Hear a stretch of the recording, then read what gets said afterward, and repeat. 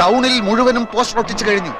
സാഗർ കോട്ടപ്പുറം എഴുതുന്ന service story gazetted രക്ഷി. ആ തഹസിൽദാർ പൂതനയുടെ അതേ മുഖമാണ് പോസ്റ്ററിൽ. താലൂക്ക് ഓഫീസിന്റെ ചുവരിലൊട്ടിച്ച പോസ്റ്ററിന്റെ മുമ്പിൽ അവളുടെ ജീപ്പ് വന്ന് നിൽക്കുന്നതും പോസ്റ്റർ കണ്ടവൾ നടുങ്ങുന്നതും ഞാൻ നേരിട്ട് കണ്ടു. എന്താണ് അവളുടെ അടുത്ത് നീക്കമെന്നറിയാൻ ഞാൻ കാത്തു നിന്നു. 5 മിനിറ്റ് കഴിഞ്ഞില്ല. പ്യൂൺ വെളിയിൽ വരുന്നു, പോസ്റ്റർ വലിച്ചു കീറുന്നു. ഞാൻ നേരെ മാമച്ചന് ഫോൺ ചെയ്തു. ഉച്ചക്ക് മുമ്പ് അതേ ചുമരിൽ പോസ്റ്റർ വീണ്ടും ഒട്ടിക്കുമെന്ന് മാമച്ചൻ എനിക്ക് വാക്ക് തന്നിരിക്കുക. Very good, very good. അവൾ തന്നെയാണ് ഗസറ്റഡ് രക്ഷി എന്ന് അവൾ അറിഞ്ഞല്ലോ. എന്നാലേ അവൾ നോവൽ വായിക്കൂ. വായിച്ചാലേ എഴുത്തുകാരന്റെ തൂലികയുടെ ശക്തി ആ ശൂർപ്പണഖ അറിയൂ. അതെ, അതിരിക്കട്ടെ, നമ്മുടെ കഥ എവിടം വരെയായി? താൻ ഞെട്ടരുത്. എന്താ? താനാണ് ഈ കഥയിലെ നായകൻ. ആണോ? അതെ, കാരണം ഇതിലെ നായകന് സൗന്ദര്യം ആവശ്യമില്ല. മത്തങ്ങ പോലുള്ളൊരു മുഖമാണ് വേണ്ടതെങ്കിൽ തനിക്കും നായകനാകാം. ഈ വിഷയം നമുക്ക് പിന്നീട് ചർച്ച ചെയ്യാം.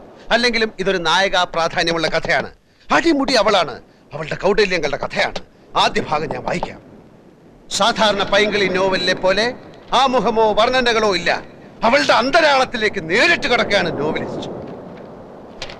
ഇവൾ അനിത. പുതിയ തലമുറയിലെ പെൺകുട്ടികളുടെ ആസൂത്രണ മനോഭാവത്തിന്റെ കഥ ഇവളിൽ നിന്ന് തുടങ്ങുന്നു.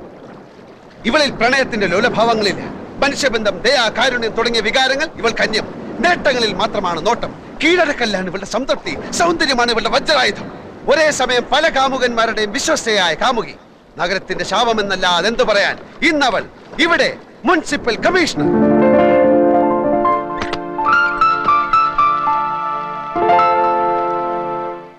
തലയ്ക്കകത്ത് കളിമണ്ണ് മാത്രമുള്ള ഈ കമ്മീഷണറെ സ്ഥലം മാറ്റാൻ നഗരപാലകർ ശ്രമിച്ചതിന്റെ ഫലമായിട്ടാണ് പുതിയ കമ്മീഷണർ ദിലീപ് മേനോൻ സ്ഥലത്തെത്തുന്നത്.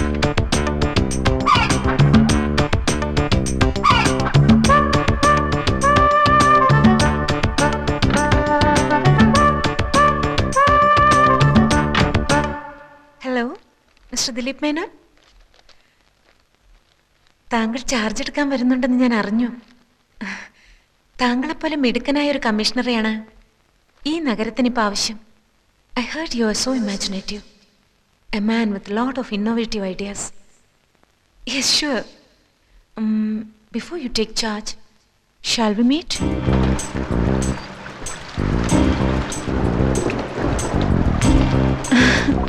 എന്തിനാണ് വരാൻ പറഞ്ഞത്? ആദ്യം അകത്തോട്ട് കടന്നിരിക്കൂ. പറയാനുള്ളത് പറയൂ. ഒരുപാട് പറയാനുണ്ട്. എങ്കിൽ ഞാൻ നാളെ വരാം. ഈ അസമയത്ത് മഴ നനയാതെ അകത്ത് വന്നിരിക്കൂ ദിലീപ്. ഞാൻ ആകെ ത്രിശങ്കു സ്വർഗത്തിൽ പെട്ടതുപോലെ തോന്നുന്നു. അനിത ഇനിയും ചാർജ് ഒഴിഞ്ഞു തന്നില്ലെങ്കിൽ തരാമല്ലോ. Then let me take charge tomorrow. അത്ര പെട്ടെന്ന് വേണോ? ഇങ്ങനെയൊക്കെ ചോദിച്ചാൽ ഞാനിപ്പോ ഈ വാടക വീട്ടിൽ എന്തിനാണ് ഇങ്ങനെ താമസിക്കുന്നത് എന്ന് തന്നെ എനിക്ക് മനസ്സിലാവുന്നില്ല. എനിക്ക് മനസ്സിലാവുന്നുണ്ട്. എന്തിനാണ്? എപ്പോഴും എനിക്ക് കണ്ടുകൊണ്ടിരിക്കാൻ. നമ്മൾ തമ്മിൽ ആദ്യമായി കണ്ടത് എന്നാണെന്ന് ദിലീപിന് ഓർമ്മയുണ്ടോ? അന്ന് ഈ വാടക വീട്ടിൽ വെച്ച്? അല്ല ദിലീപ്, അതിനു മുൻപ്, ജന്മാന്തരങ്ങൾക്ക് മുൻപ് നമ്മൾ കണ്ടിരുന്നു, സ്നേഹിച്ച് ജീവിച്ചിരുന്നു. എന്റെ ഈ മടുപ്പിക്കുന്ന ഏകാന്തതയിലേക്ക് എന്നെങ്കിലും ഒരു നാൾ എന്റെ ദിലീപ് വീണ്ടും വരുമെന്ന് എനിക്കറിയാമായിരുന്നു.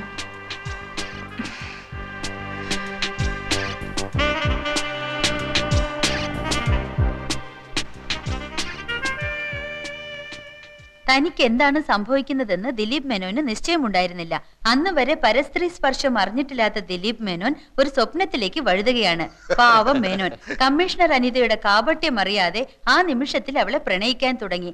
അന്നേരം ഒരു സർക്കസുകാരിയുടെ മെയ്വഴക്കത്തോടെ ദിലീപ് മേനോനിൽ അനിത പടർന്നു കയറി.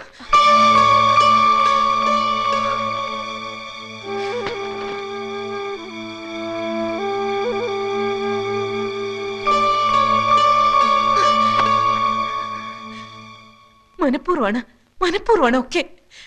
സാർ ഒന്ന് വായിച്ചു നോക്ക്. എന്തൊക്കെ വൃത്തികേടുകളാ അയാൾ എഴുതി കൂട്ടിയിരിക്കുന്നത്.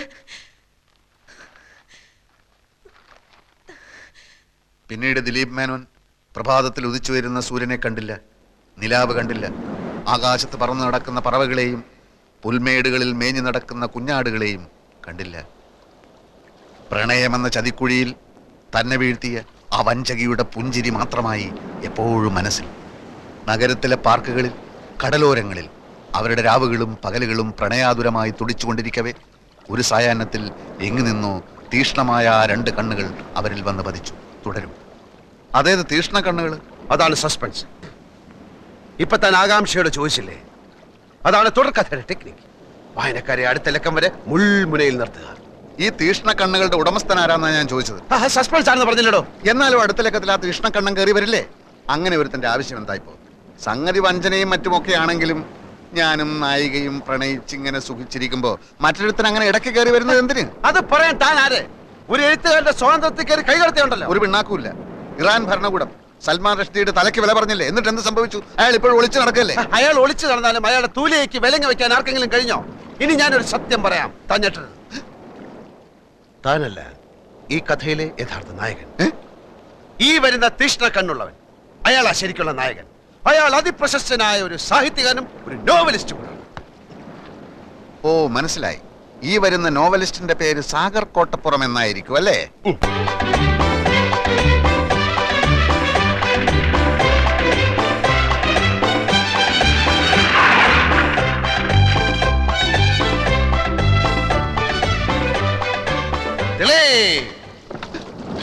അയ്യോ, ഞാൻ ജയദേവൻ, ദിലീപിന്റെ സുഹൃത്താണ്, എഴുത്തുകാരൻ. അറിയാം, ഫോട്ടോ കണ്ടിട്ടുണ്ട്, വായിച്ചിട്ടുണ്ട് ഒരുപാട്. അനിത എന്നാണ് പേര് അല്ലേ? അയ്യോ, എന്റെ പേരെങ്ങനെ അറിഞ്ഞു? ഒരു എഴുത്തുകാരൻ എല്ലാം അറിഞ്ഞിരിക്കും. ഞാനിപ്പോ വന്നത് എനിക്ക് അനിതയോട് മാത്രമായി ചില കാര്യങ്ങൾ സംസാരിക്കാൻ.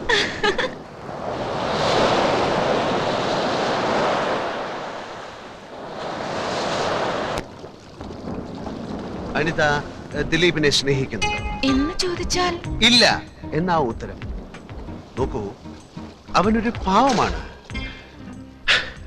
ക്യാൻസർ ബാധിച്ച് മരണം കാത്തു കഴിയുന്ന ഒരമ്മ, കണ്ണിന് കാഴ്ചയില്ലാത്ത ഒരു അനുജൻ, കെട്ടിക്കാൻ പ്രായമായ 5 അനുജത്തിമാർ. അങ്ങനെ 100 കൂട്ടം പ്രശ്നങ്ങളുടെ ഇടയിൽ കിടന്ന് നട്ടം തിരിയുന്ന ആ മരങ്ങോടൻ ഒരു ചുക്ലിപ്പട്ടിയെ പോലെ നിന്റെ പുറകിൽ വാലാട്ടി നടക്കുകയാണ്. അവൻ ആ ജോലി തിരിച്ചു കൊടുത്തില്ലെങ്കിൽ നിന്റെ മോഹൻ ചമ്മന്തിയെ കൂടി. എന്ത് പറ്റി പറയൂ, എന്തിനാ? ഞാൻ ആരാധിക്കുന്ന വലിയൊരു എഴുത്തുകാരന്റെ വായിൽ നിന്ന് ഇത്തരം വാക്കുകൾ ഞാൻ തീരെ പ്രതീക്ഷിച്ചില്ല. ഞാൻ സത്യമാണ് പറയുന്നത്. സത്യം എന്തോ ആവട്ടെ. സത്യത്തിന് അങ്ങനെ എന്തോ ആകാൻ കഴിയില്ല, കാരണം സത്യമാണ് സത്യം. വേണ്ട മിസ്റ്റർ ജയദേവൻ, കൂടുതൽ സംസാരിച്ച് നിങ്ങളെ പറ്റിയുള്ള എന്റെ സങ്കല്പം തകർക്കാൻ എനിക്ക് ആഗ്രഹമില്ല. നിൽക്കൂ, എന്ത് തന്നെയായാലും അവനെ ജോലിയിൽ പ്രവേശിപ്പിച്ച് ഞാൻ ഈ ടൗണിൽ നിന്ന് പോകും. എന്തുണ്ടായി? നീ എന്താണ് അനിതയോട് പറഞ്ഞത്? അനിത, ഞാൻ പറയുന്നത് അനുസരിക്കുന്നതാണ് നിനക്ക് നല്ലത്. എന്തുണ്ടാ എന്നാ ചോദിച്ചത്? നീ പോടാ, പിണ്ണാക്കുമാടാ. ജയദേവ. അതേടാ, ജയദേവൻ തന്നെ. നിനക്ക് നിന്നെ പറ്റി വിചാരമില്ലെങ്കിലും എനിക്ക് നിന്നെ പറ്റി വിചാരമുണ്ട്, മനസ്സിലായോ? ഇതുകൊണ്ട് തന്നെ ഞാൻ പറഞ്ഞത് ഈ മൈഗുണൻ സാഹിത്യകാരൻ ഈ കഥയിൽ ആവശ്യമില്ലെന്ന്. പിണ്ണാക്ക് മാടൻ അല്ലേ?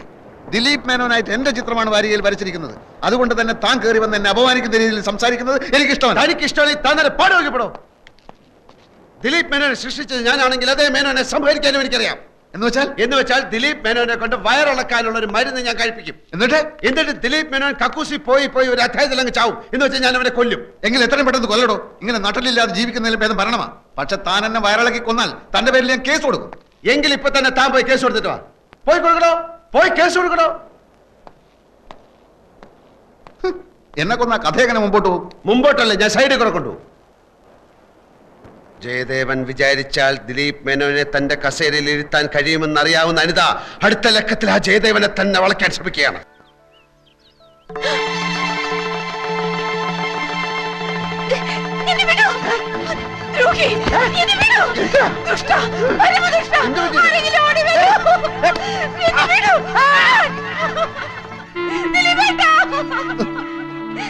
ഈ ദുഷ്ടൻ എന്നെ നശിപ്പിക്കാൻ ശ്രമിച്ചു ദിലീപേട്ടാ.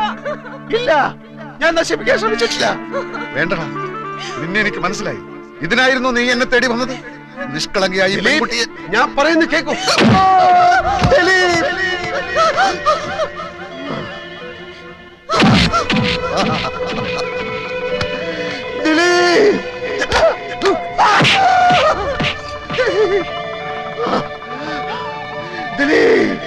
സുഹൃത്താണത്ര, സുഹൃത്ത്.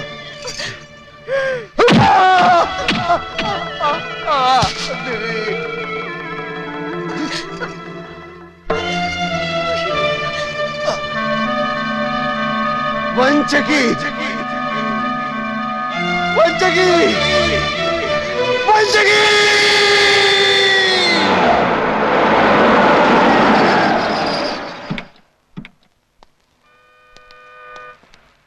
ഇറങ്ങണ്ട.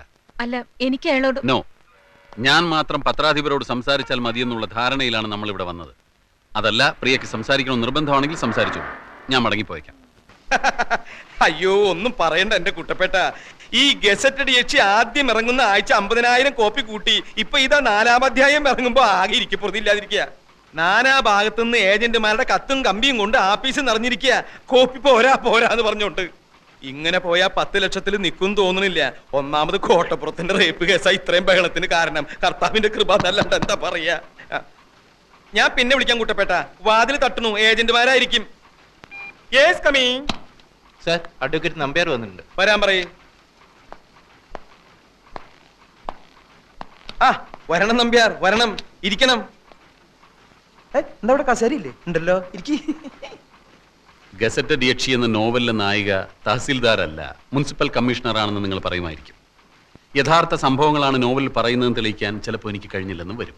പക്ഷേ റേപ്പ് കേസിലെ പ്രതിയും നോവലിസ്റ്റും ഒരാളായതുകൊണ്ട് സാമാന്യ ബുദ്ധിയുള്ള ഏതൊരു ജഡ്ജിക്കും അദ്ദേഹത്തിൻ്റെതായ നിഗമനങ്ങളിലെത്താനും നിങ്ങളുടെ ഈ സ്ഥാപനം പൂട്ടിക്കാനുള്ള തീരുമാനങ്ങൾ എടുക്കാനും കഴിഞ്ഞെന്ന് വരും. ഞാൻ താങ്കളോട് പൂർണ്ണമായി യോജിക്കുന്നു.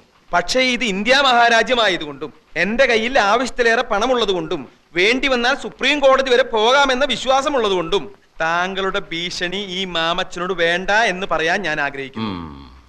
നിങ്ങളുടെ ഈ പീറ നോവലിസ്റ്റ് ഉണ്ടല്ലോ, അയാൾ ഒരു റേപ്പ് കേസിൽ ജാമ്യത്തിൽ ഇറങ്ങിയ ആളാണെന്നും ഈ കേസിലെ സ്പെഷ്യൽ പ്രോസിക്യൂട്ടറായ ഞാൻ വിചാരിച്ചാൽ പലവിധ വകുപ്പുകളിലായി അയാൾ എത്ര വർഷം വേണമെങ്കിലും അകത്താക്കാൻ സാധിക്കുമെന്നും ഓർമ്മിക്കുന്നത് നന്നായിരിക്കും.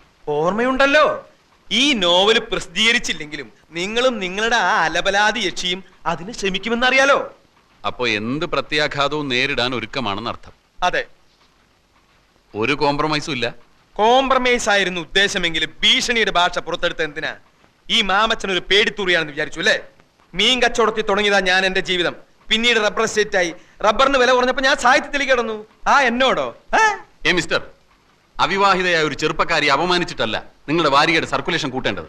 അവിവാഹിതനായ എന്റെ നോവലിസ്റ്റിനെ കള്ളക്കേസിൽ കൊടുക്കാമെങ്കിൽ ഇങ്ങനെയും എനിക്ക് എന്റെ വാരികയുടെ സർക്കുലേഷൻ കൂട്ടാം. ഇനി ഞാനൊരു കോംപ്രമൈസ് പറയാം. കോട്ടപ്പുറത്തിന്റെ പേരിലുള്ള റേപ്പ് കേസ് പിൻവലിച്ചിട്ട് ഇങ്ങോട്ട് വരൂ. ഗസറ്റഡ് യക്ഷിയുടെ പ്രസിദ്ധീകരണം നിർത്തുന്ന കാര്യം അപ്പൊ ആലോചിക്കാം. ഇല്ല, ഇനിയിപ്പോ ഒന്നും നോക്കാനില്ല. ആ സ്കൗണ്ടറലിന് മാക്സിമം ശിക്ഷ വാങ്ങിച്ചു കൊടുക്കുക. എന്നിട്ട് ജയിലിനകത്തിട്ട് അവന് എഴുതുന്ന കൈയുണ്ടല്ലോ, പോലീസുകാർക്ക് കാശ് കൊടുത്ത് ആ കൈ തല്ലി ചതയ്ക്കുക.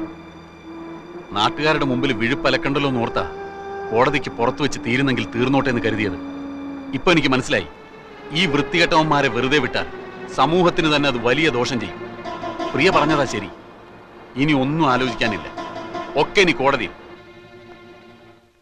Your Honor, you have already allowed petition 315 CRPC. So let me examine the accused number 1 and 2 as witnesses. Yes, you may proceed.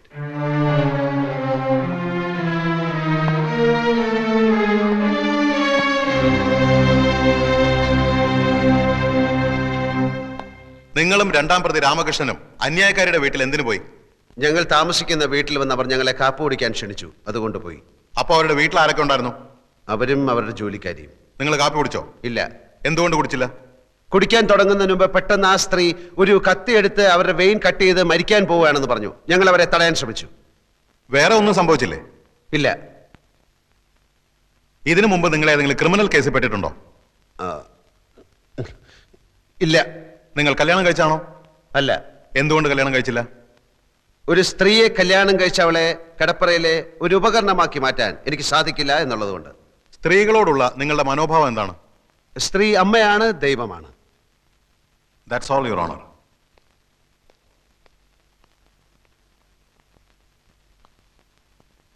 ദൈവത്തെ അപമാനിക്കലാണോ നിങ്ങളുടെ ജോലി? എന്റെ ജോലി കഥ എഴുത്താണ്. അല്പം മുമ്പ് നിങ്ങൾ പറഞ്ഞു സ്ത്രീ അമ്മയാണ്, ദൈവമാണെന്നൊക്കെ. അങ്ങനെ പറഞ്ഞ നിങ്ങൾ ഗസറ്റഡ് യക്ഷി എന്ന ആഭാസകരമായ ഒരു നോവൽ എഴുതി സ്ത്രീ വർഗത്തെ തന്നെ അപമാനിക്കാൻ ശ്രമിക്കുകയാണെന്ന് ഞാൻ പറഞ്ഞാൽ നിഷേധിക്കാൻ പറ്റുമോ? നോവലല്ല, ജീവിതം. ഓഹോ, സ്ത്രീയെക്കുറിച്ചുള്ള നിങ്ങളുടെ കാഴ്ചപ്പാടല്ലേ ആ നോവലിൽ എഴുതിയിരിക്കുന്നത്? അല്ല, ഈ ലോകത്ത് നല്ല സ്ത്രീകളും ചീത്ത സ്ത്രീകളുമുണ്ട്. നല്ല സ്ത്രീകളെ നായികമാരാക്കി ഞാൻ ധാരാളം നോവലുകൾ എഴുതിയിട്ടുണ്ട്. പക്ഷെ ഗസറ്റഡ് രക്ഷയിലെ നായിക ഒരു വൃത്തികെട്ട സ്ത്രീയാണ് എന്ന് മാത്രം. അന്യായക്കാരിയോടുള്ള പക തീർക്കാനല്ലേ നിങ്ങൾ ആ നോവൽ എഴുതിയത്? കാശിന് വേണ്ടിയാണ് ഞാൻ നോവൽ എഴുതുന്നത്.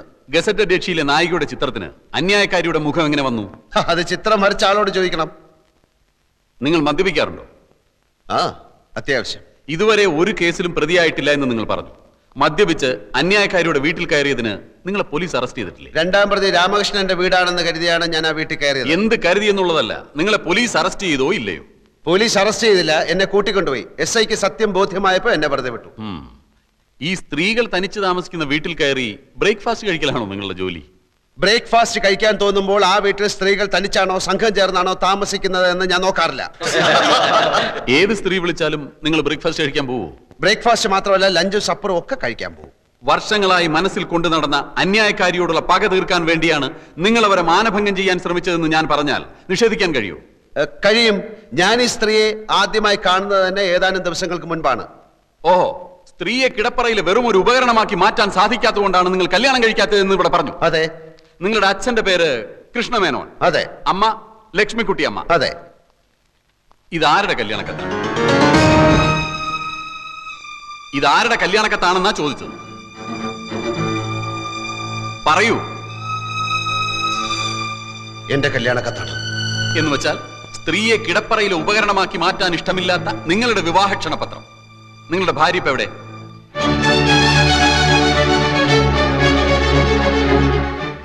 ഞാൻ കല്യാണം കഴിച്ചിട്ടില്ല. കഴിച്ചിട്ടില്ലേ? അപ്പൊ കല്യാണം കഴിക്കാതെ ചുമ്മാ കല്യാണക്കത്തടിച്ച് വിതരണം ചെയ്യലാണോ നിങ്ങളുടെ ഹോബി? മറുപടി പറയൂ. അന്ന് അങ്ങനെ സംഭവിച്ചു. എന്താണ് സംഭവിച്ചതെന്ന് ഞാൻ പറയാം. കല്യാണം ഉറപ്പിച്ചു, കല്യാണക്കത്തടിച്ചു, ആളുകളെ ക്ഷണിച്ചു. കല്യാണ തീയതി അടുത്തപ്പോഴാണ് വധു അറിയുന്നത് നിങ്ങൾ ഒരു ആഭാസനാണ്. അങ്ങനെ ആ പെൺകുട്ടി കല്യാണത്തിന് വിസമ്മതിച്ചു. അതല്ലേ സത്യം? അല്ല. ആണെന്ന് ഞാൻ പറയുന്നു. അന്നു മുതൽ ആ പെൺകുട്ടിയോട് നിങ്ങൾക്ക് തീർത്താൽ തീരാത്ത പകയായി. അന്നത്തെ ആ പെൺകുട്ടിയാണ് ഈ കേസിലെ അന്യായക്കാരി പ്രിയദർശിനി എന്ന് ഞാൻ പറഞ്ഞാൽ നിങ്ങൾക്ക് നിഷേധിക്കാൻ കഴിയും?